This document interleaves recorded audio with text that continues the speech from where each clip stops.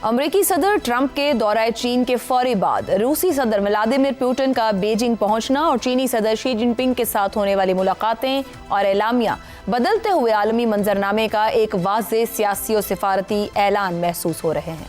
मुलाकात के बाद जारी होने वाला मुश्तरका एलामिया दरअसल एक ऐसे आलमी बयानिए की जानिब इशारा कर रहा है जिससे अमरीका की बालादस्ती, यकतरफा इक़दामात और ताकत के जोर पर दुनिया चलाने के तसव्वुर को खुले अंदाज में चैलेंज किया गया।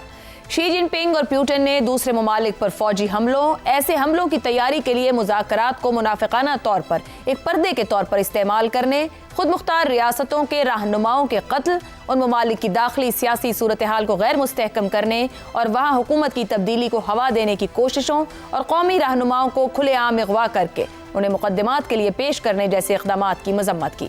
अगरचे एलामिया में अमरीका या ट्रंप का नाम बराह रास्त नहीं लिया गया, मगर बालादस्ती के तसव्वुर, यकतरफा इक़दामात, मुज़ाकरात को हमलों की ढाल के तौर पर इस्तेमाल करना, हुकूमतों की तब्दीली और जंगल के कानून की वापसी जैसे जुमले वाज़ेह तौर पर वाशिंगटन की जानिब इशारा करते हैं। खास तौर पर ईरान के खिलाफ हालिया जंगी माहौल के तनाजुर में रूस और चीन की सिफारती ज़बान पहले के मुकाबले में कहीं ज़्यादा सख्त और बराह रास्त दिखाई देती है। रूस और चीन गुज़श्ता 25 बरसों से इराक, लीबिया और शाम समेत कई जंगों और अमरीकी मुदाखलतों की मुखालफत करते रहे हैं, मगर इस मरतबा ईरान के मामले पर दोनों ताकतों ने जिस शिद्दत से रद्द-ए-अमल दिया है वो इस बात का सबूत है कि अब ये महज सिफारती इख्तिलाफ नहीं बल्कि आलमी ताकत के ढांचे को चैलेंज करने की एक मुनज़्ज़म सिफारती कोशिश बनती जा रही है। आबनाए हुर्मुज़ का नाम लिए बगैर आलमी तिजारती रास्तों और सप्लाई चेन्स को खुला रखने की बात एक वाज़ेह पैगाम था कि दुनिया की मईशत को जोग्राफियाई सियासत का यरगमाल नहीं बनाया जा सकता। ये भी पहली बार नहीं कि मॉस्को और बीजिंग ने अपने ताल्लुकात को स्ट्रेटेजिक शराकत दारी करार दिया हो, मगर मौजूदा सूरत हाल में इस शराकत दारी की नौयत पहले से कहीं ज़्यादा गहरी महसूस होती है। 2022 के मुआहदे से लेकर मुसलसल मुश्तरका एलामियों तक दोनों ममालिक एक ऐसे मुतबादिल आलमी निज़ाम की बुनियाद रखने की कोशिश कर रहे हैं जो अमरीकी क़यादत वाले यक कुतबी निज़ाम के मुकाबिल खड़ा हो सके। यही वजह है कि ईरान, वेनेज़ुएला और दीगर ममालिक के मामलात में रूस और चीन अब सिर्फ मोहतात सिफारती ज़बान इस्तेमाल नहीं कर रहे बल्कि खुलकर अमरीका के किरदार पर सवालात कर रहे हैं। अगर वाकई रूस और चीन अमरीकी बालादस्ती को चैलेंज कर रहे हैं तो दुनिया तेजी से दो बड़े जोग्राफियाई और सियासी ब्लॉक्स में तकसीम हो सकती है। आलमी तिजारत, तवानाई की मंडियां, दिफाई इत्तेहाद और हत्ता के अक़वाम मुत्तहिदा जैसे इदारे भी नई कशमकश का मरकज़ बन सकते हैं। तहम असल सवाल यह है कि क्या ये मुश्तरका मौक़िफ़ आलमी निज़ाम को वाकई बदल सकेगा?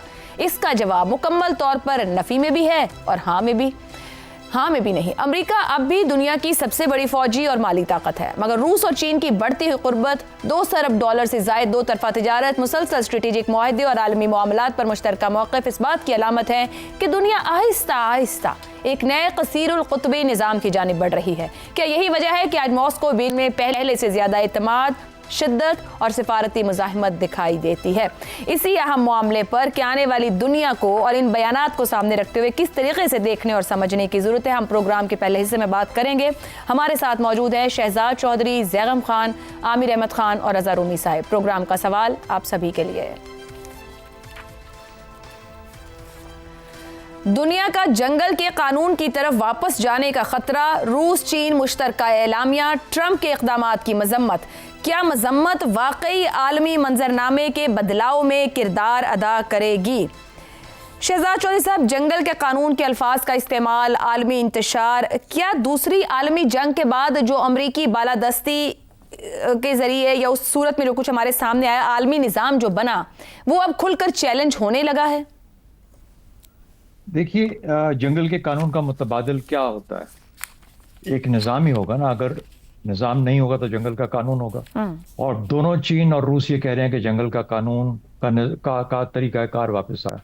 तो जो निज़ाम जिसके बाद के जंगल का कानून नहीं था, फिर उसको वापस लाने की तको-दो करनी चाहिए, कोशिश करनी चाहिए।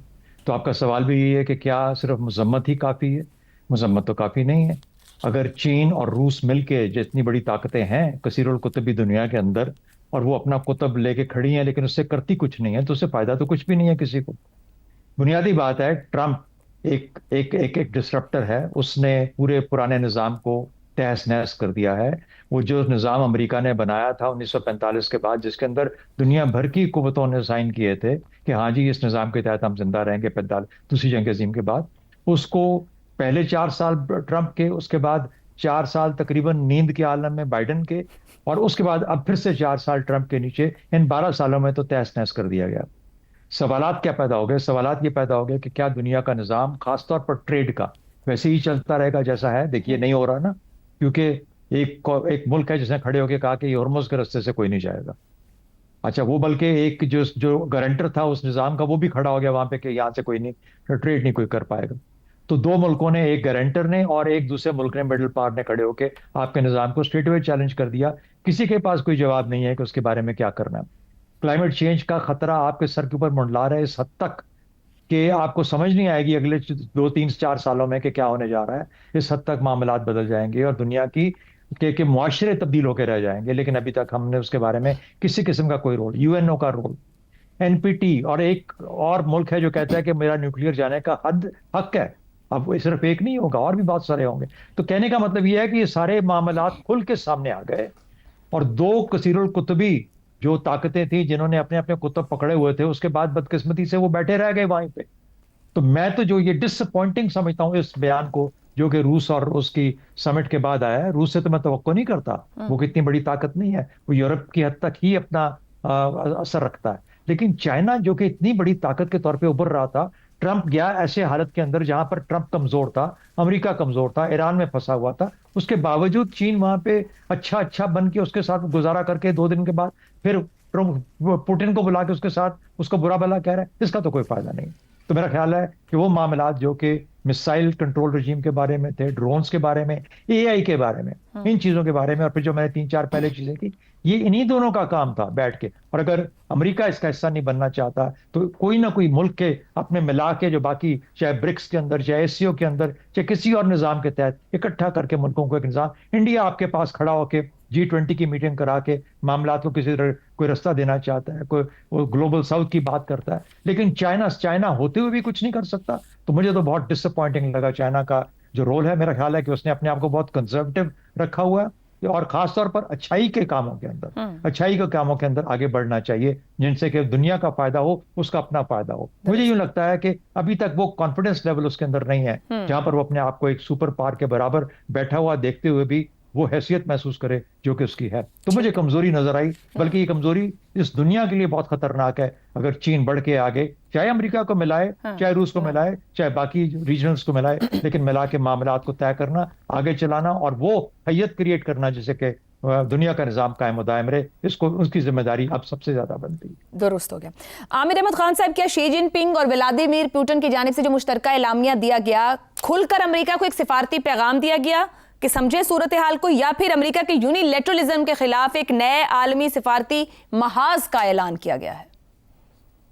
یہ دونوں چیزیں عائشہ, اگر آپ اس کو یوں سمجھیں کہ موجودہ زمینی حقیقت دنیا کی جو ہے اس کا ایک طرح سے احاطہ کیا گیا. میں کل انہی معاملات کے بارے میں پڑھ رہا تھا اور مجھے خیال آ رہا تھا عائشہ کہ آج سے 15-20 برس بعد جب اس دور کی موجودہ حالات کی تاریخ لکھی جائے گی تو میرا خیال ہے international law, international politics, international relations کے اسٹوڈنٹس کے لیے ٹرمپ کو ایک ایسا اگزامپل بنا کے پیش کیا جائے گا کہ کس طرح سے ایک کمزور اور انا پرست لیڈرشپ جو ہے وہ اپنے ملک کو کس حد تک نقصان پہنچا سکتی ہے. اور اس نقصان کا ایک مختصر اگر آپ جائزہ لیں تو یہ کوئی بڑی پرانی بات تو نہیں ہے ناشا کہ مڈل ایسٹ میں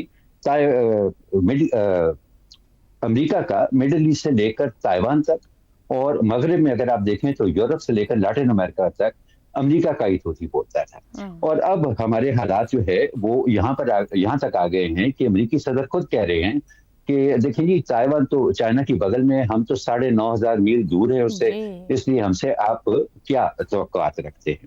اور اس کی جہاں تک مڈل ایسٹ کا تعلق ہے وہاں سے وہ باہر نکلنے کا ایک رستہ ڈھونڈ رہے ہیں اپنے لیے جو ان کو قابل قبول ہو. دوسری طرف کیا ہو رہا ہے, دوسری طرف کھل کے ایک ملٹی پولر آرڈر کا اعلان ہو رہا ہے, اور اس آرڈر کا مقصد جس طرح سے بیان کیا گیا ہے وہ یہ ہے کہ آپ نے یونیلیٹرلزم کا خاتمہ کرنا ہے اور آپ نے ہیجمنی جو ہے اس کا اس دنیا کے اندر خاتمہ کرنا ہے. اور اس کا ایک اشارہ جو ہمیں ملتا ہے ان کے جوائنٹ سٹیٹمنٹ میں چائنا اور رشیا کے, وہ یہ ہے کہ ان کی یہ جو 200 ارب ڈالر کی باہمی ٹریڈ کا جس کا آپ نے ذکر کیا یہ تقریباً ساری کی ساری روبل اور یوان کے اندر ہوئی ہے. یعنی کہ وہ جو پچھلے 80 برس سے چل رہا ہے ایک ڈالر بیسڈ فائنینشیل آرڈر وہ آلریڈی اس کے اندر تبدیلی آنا شروع ہو گئی ہے. اب یہاں دیکھنا صرف یہ ہے کہ دیکھیں اتنی بڑی بڑی ایمپائر جو ہیں نا وہ اوور نائٹ نہیں ڈھہ پاتی. یہ جو نقصان انہوں نے پہنچایا ہے یہ میرا خیال ہے کہ ہمارے جو مستقبل کے جو اسٹوڈنٹس ہیں ان کے لیے ٹیکسٹ بکس لکھی جائیں گی اس کے اوپر, لیکن اس کا مطلب یہ ہرگز نہیں لینا چاہیے کہ بس اب امریکہ ختم ہوا. دیکھیں میری عمر میں تو میں نہیں دیکھوں گا, آپ ماشاءاللہ نوجوان ہیں, لیکن مجھے یہ میرا خیال ہے کسی حد تک میں یہ کانفیڈنس سے کہہ سکتا ہوں کہ شاید آپ اپنی عمر کے اندر جو ہے وہ دیکھیں کہ کس طرح سے امریکن انفلوئنس جو ہے. تو عامر صاحب میں یہ کہہ سکتی ہوں کہ جو مشترکہ اعلامیہ یا اس بیانات میں جو مذمتیں دی گئی ہیں یہ عالمی منظرنامے کو آنے والے وقتوں میں دہائی ڈیڑھ دہائی کے اندر ایک تبدیلی لائیں گی, دنیا ہمیں اور بلاکس میں منتقل ہوتی نظر آئے گی.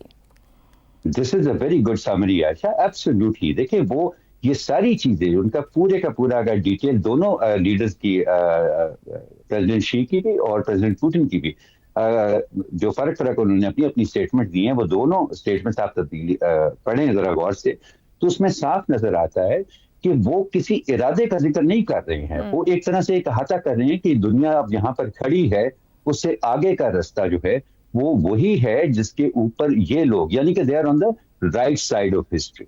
اینڈ آئی تھنک کہ وہی انہوں نے اسی کو اپنی جوائنٹ اسٹیٹمنٹس کے اندر بھی سمجھا. ٹھیک ہو گیا, درست ہو گیا.